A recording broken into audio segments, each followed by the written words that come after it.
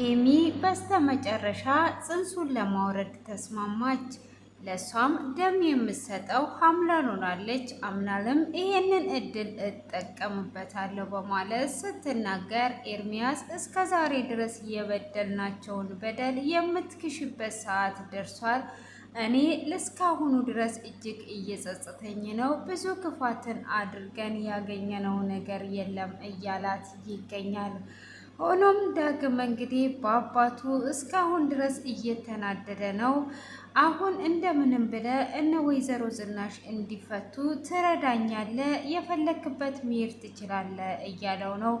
አባትየውም እኔ እኮ ባህላዊ ሕክምና ተደርጎልኝ ባልድን ኖሮ ይሄኔ ሞቼና ተረስቼ ነበረ። ልጄ የኔ መፈታት ደስ አላስባለም ወይ ሲለው የትም መግባት ትችላለህ እያለው ይገኛል። ሰላም ሰላም! ውድ እየተወደዳችሁና እየተከበራችሁ የማራኪ ቤተሰቦች ሰላማችሁ ባላችሁበት ዓለም ዳርቻ ብዝት ይበልላችሁ እያልኩኝ ቀጣዩን ክፍል ይዤላችሁ ቀርብ ያለው እስከ መጨረሻ እንድትከታተሉኝ ስል በአክብሮት እየጋበዝኳችሁ ስለምትከታተሉን ከልብ አመሰግናለሁ። የባለፈውን ክፍል ትንሽ ላስታውሳችሁ።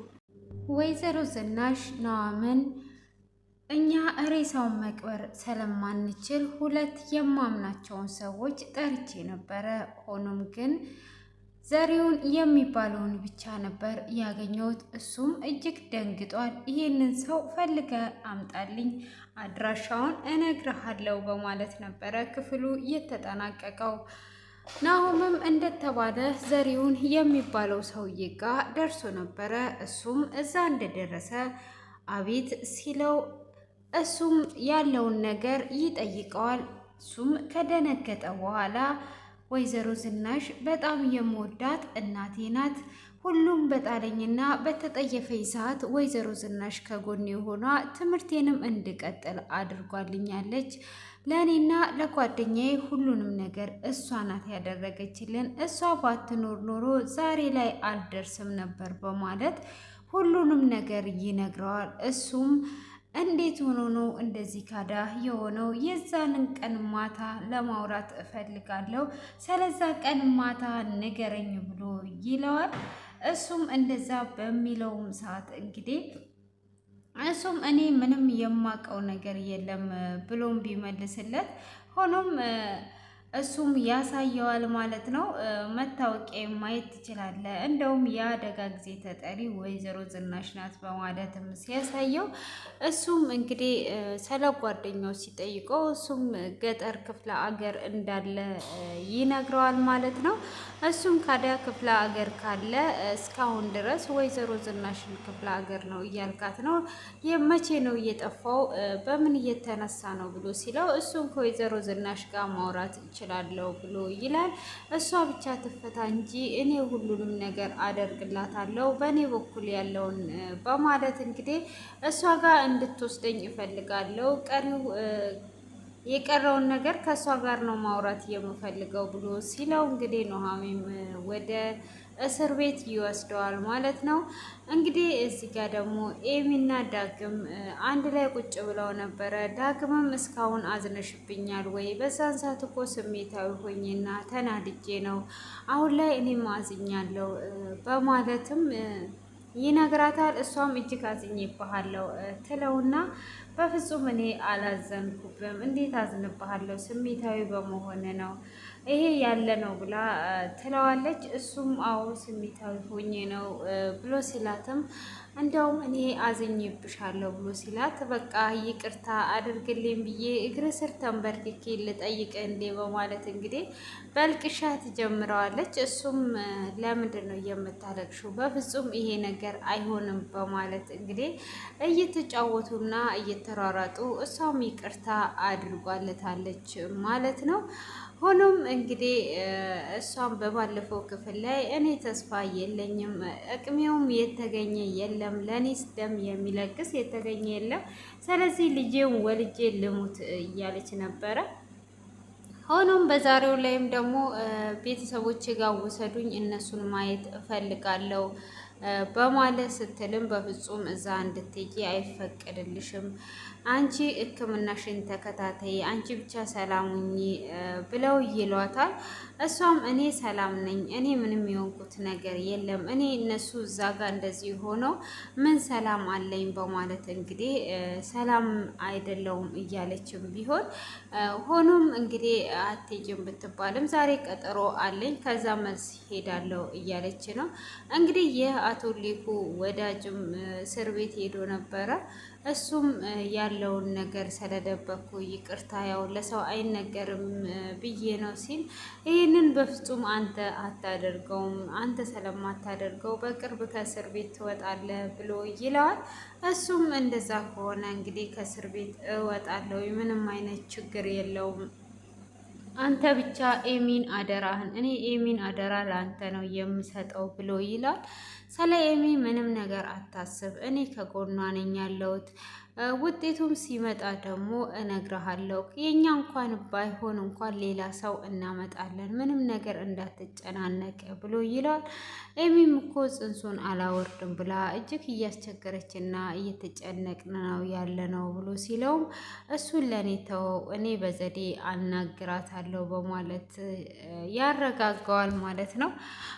ሆኖም እሱም እንግዲህ ወደ ቤት ወደ ኤሚ ጋር ተመልሶ ነበረ። ኤሚንም እንዴት ነው ቀጠሮሽን ሄደሽ መጣሽ ወይ ብሎ ጠይቋትም አዎ ሂጄ መጥቻለሁ በማለት እንግዲህ እያወሩ እያለ እኔ ደህና ነኝ እና አባዬ እንግዲህ እዛ እንደዚህ አይነት ሁኔታ ውስጥ ናቸው ብላ ስትነግረው እሱም እንግዲህ ስለ ደም ምርመራና ያው ውጤቱም ይመጣል ብሎ ይነግራታል።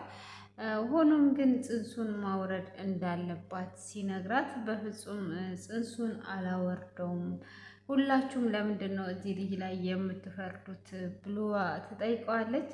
እሱም ልጅ መውለድ ትችያለሽ፣ ገና ልጅ ነሽ፣ ግን ህይወትሽን ካጣሻት አጣሻት ነው፣ ህይወት ድጋሜ አይዘራም። ስለዚህ ጽንሱን መውለድ ስለምትችይ ማውረድ አለብሽ ብሎ ይላታል። እሷም በፍጹም እንደዚህ እንዳትሉኝ፣ አንዳችሁም ስለ ጽንሱ እንዳታነሱብኝ አላወርድም እያለች እንግዲህ አቶ ተሰማም ግራ ገብቶት ይገኛል ማለት ነው። እንደጠበቀው አይደለም፣ እምቢ ብለዋለች።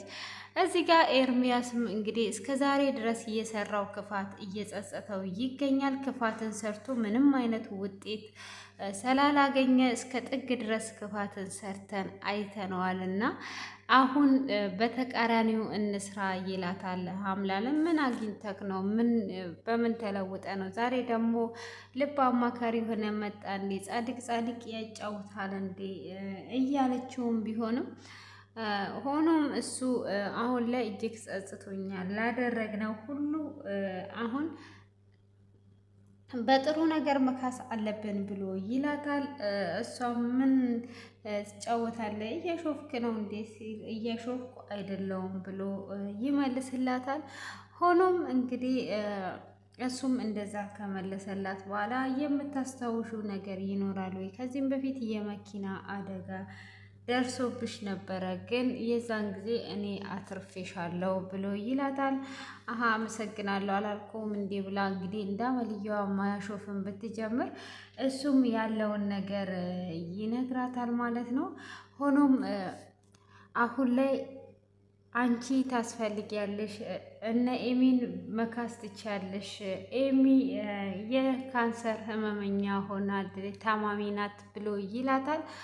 እሷም ትስቅና ከዛም በኋላ እኔ እንኳን ደግሞ ብሰጥ ኤሚ እንኳን ከኔ አትቀበልም በማለት እንግዲህ ትናገረዋለች ማለት ነው። እሷም በዛን ሰዓት እንደዛ ስትናገረው አሁን ይሄ ሁሉ በደል አድርሰሽባቸዋል፣ አሁን በመልካምነት መመለስ ትችያለሽ፣ አንቺ እንደውም በጣም እድለኛ ነሽ ብሎ ሲላትም ምን ማለት ፈልገ ነው ያለውን ነገር ንገረኝ ስትል እንግዲህ የእሷ ደም በቀላሉ እንደማይገኝና የእሷ ደም ደግሞ ለኤሚ እንደሚያስፈልጋት ይነግራታል።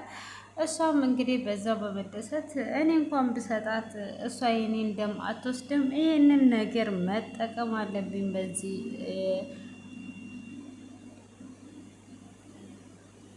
እያለች ትገኛለች ማለት ነው። ግን እዚህ ጋር ኤርሚያስ ተጸጽቷል። እሷ ደግሞ እስካሁን ድረስ ጸጸት ውስጥ አልገባችም። ሆኖም እንግዲህ ኤሚ እንዳለችውም ከሕክምና መልስ ወደ አባቷ ጋር ሄዳ ነበረ። አባቷንም እንዴት ነህ ደህና ነው ወይ ብላ ስትጠይቀው መቼ ነው የምትወጡትስ ብላ እየጠየቀችው፣ እሱም እኔ ደህና አይደለውም፣ እንዴት ነው ደህና የምሆነው?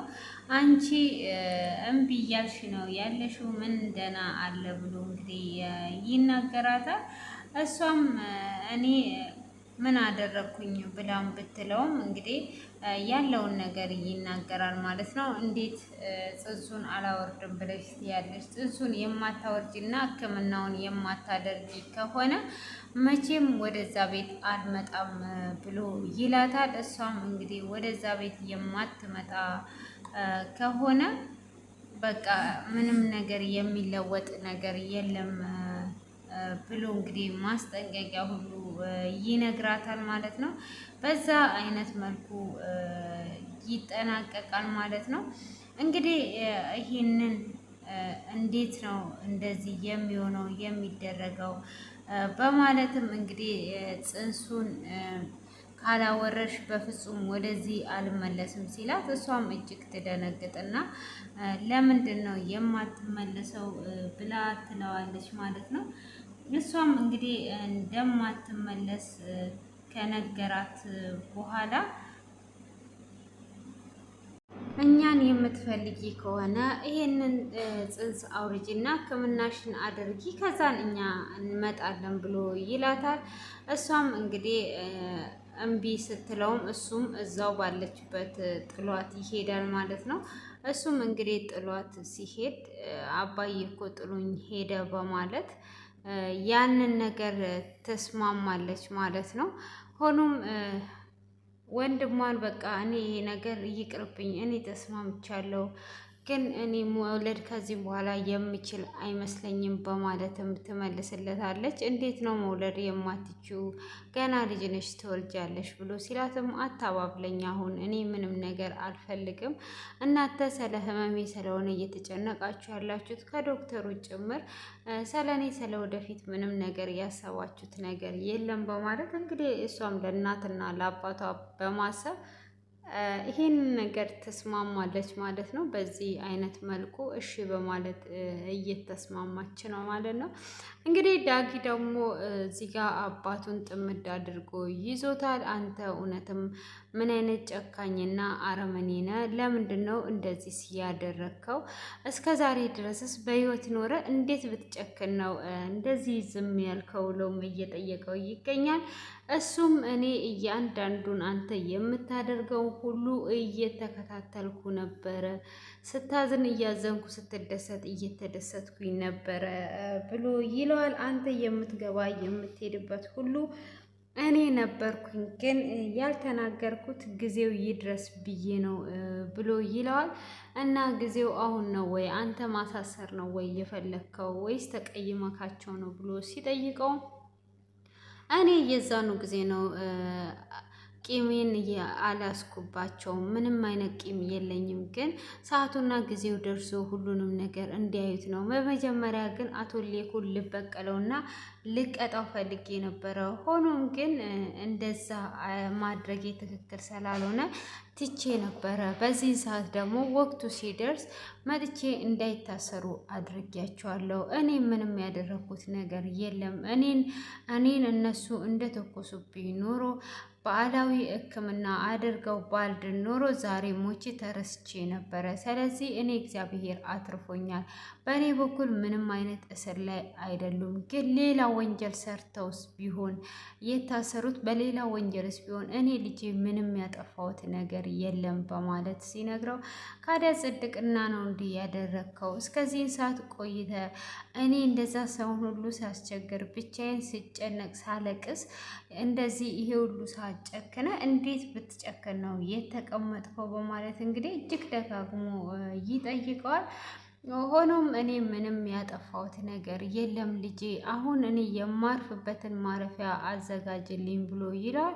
እስከ ዛሬ ድረስ ያረፍክበት ሄደህ ማረፍ ትችላለህ፣ እኔ ምንም የማቅል ነገር የለም በማለትም ይመልስለታል። ልጄ እንደዛ አትበለኝ፣ እኔ እስከ ዛሬ ድረስ ስዞር ነው፣ ስንት ማረሚያ ቤት ገብቼ ነው ያሳለፍኩት፣ ብዙ መከራ ነው ብሎ ሲለው እንደዛው ቀጥልበት ብሎ ይመልስለታል። እሱም እንዴት እንደዚህ ትለኛለህ ልጄ በማለትም እንግዲህ ቢለውም እሱ ያንን ነገር ሊቀበለው አልቻለም።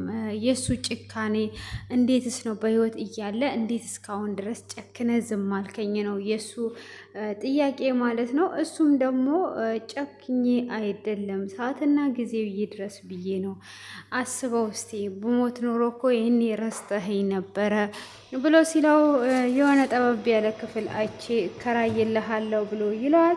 እንዴት ነው አንተ እንደዚህ የምትለኝ ቢለውም በቃ እኔ ምንም ነገር የማደርግልህ ነገር የለም፣ እኔ ቤተሰቡ እንዴት ተንከባክቦ ያኖረኝን አሁን እስር ቤት አስገብቻችኋለሁ። ስለዚህ አሁን እነሱ እንዲወጡ ማድረግ አለብን ሲለው እኔ ልጄ ምንም ያደረግኩትና ምንም የበደልኳቸው ነገር የለም ቢልም ዳጊ እንግዲህ የመስማት ነገር የለውም ማለት ነው። እንግዲህ ወይዘሮ ዝናሽም ልጁን እንዳስጠራችው እሱም እስር ቤት ሄዶ ነበረ።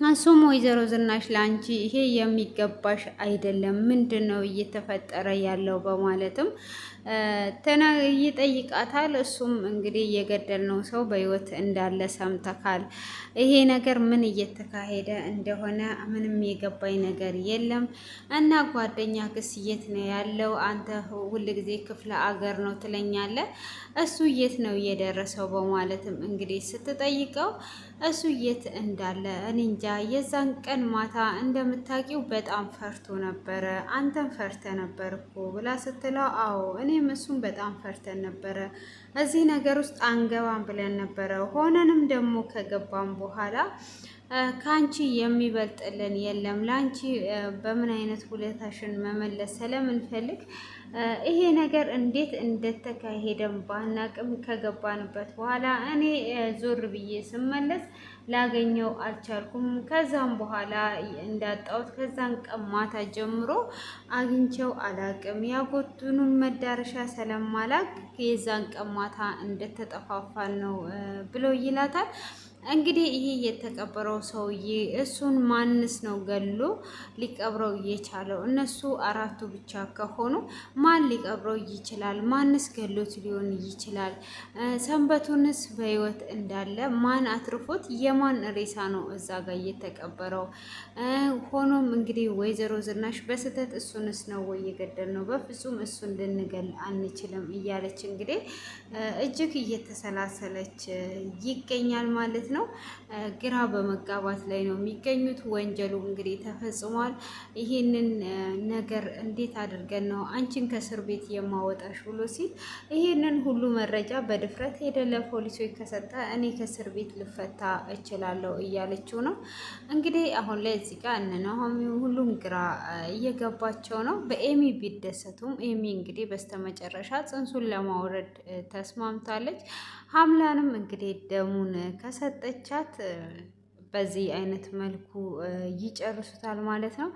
ሆኖም እንግዲህ ኑሃም በጣም ደስ ብሎኛል፣ ኤሚ ተስማምታለች ጽንሱን ለማውረድ ብሎ ይላታል።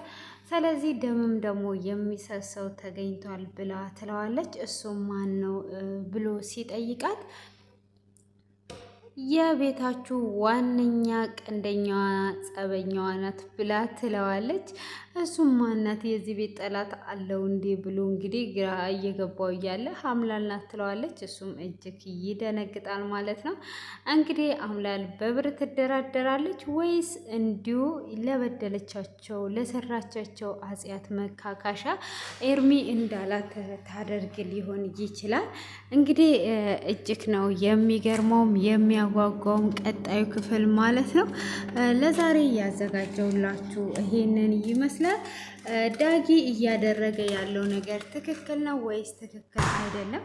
ኮሜንት ላይ አስቀምጡ። እንግዲህ አባቱ በህይወት በመኖሩ መደሰት ነበረበት ወይስ አባቱን መውቀስ ነበረበት? እና ይሄንን እንግዲህ እናንተ ሀሳባችሁን ኮሜንት ላይ ታስቀምጣላችሁ።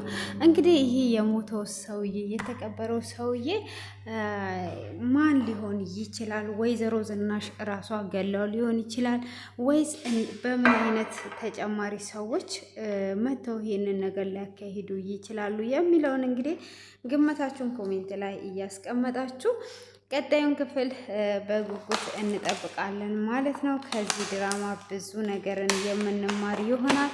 እንግዲህ ክፋትን ሰርተን ምንም አይነት ለውጥን እንደማናገኝም ያስተምረናል። መልካምነትን ማድረግ ለሰው ልጅ ጥሩን ነገር ማድረግን መጨረሻው ያማረ ነው የሚሆነው። እንግዲህ አሁን ላይ እንደምታውቁት ሀምላል ጎዳና ወጥታለች። ይሄ ሁሉ ክፋቷ የሰራችው ክፋት ከስህተቷ አለመማሯ እዚህ ደረጃ አድርሷታል ማለት ነው። ክፋትን የሚሰራ ሰው መጨረሻው ውድቀት መሆኑን ብዙ ነገሩን ያስተምረናል ማለት ነው። ውድ የተከበራችሁና እየተወደዳችሁ ቤተሰቦቼ ደግሞ እያበረታታችሁኝም ስለሆነ ከልብ አመሰግናለሁ። ሰብስክራይብ፣ ላይክ፣ ኮሜንት አስተያየት እየሰጣችሁኝ ስለሆነ እንደ በረታ ጉልበት ኃይል ስለሆናችሁኝ ከልብ እያመሰገንኩኝ እንግዲህ አዲስ ነገር ደግሞ አስተማሪ ከምላቸው ድራማዎች ይዤላችሁ የምቀርብ ስለሚሆን አዲስ የሆናችሁ ለዚህ ሰብስክራይብ እና ላይክ አድርጉኝ እላችኋለሁ። ነባሮችን ከልብ አመሰግናለሁ። መልካም ቆይታ ይሆንላችሁ።